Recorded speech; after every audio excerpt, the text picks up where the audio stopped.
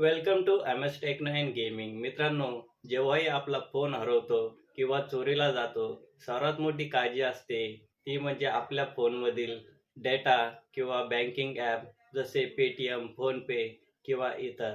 या सर्वांना सुरक्षित करण्यासाठी मोबाईलमध्ये नवीन फीचर आलेले आहे. त्याचं नाव आहे की डेप्थ प्रोटेक्शन.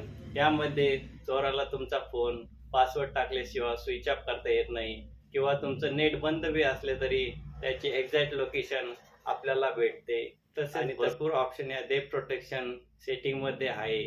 चला तर आपण पाहूया याला एनेबल कसे करायचे. सरळ फोनच्या सेटिंगमध्ये यायचं आहे.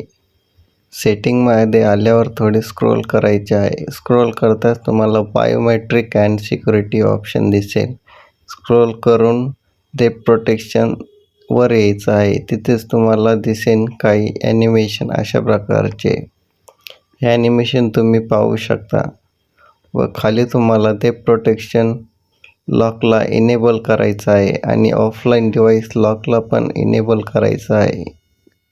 अशाने तुमचं हे ऑप्शन इनेबल होऊन जाईल.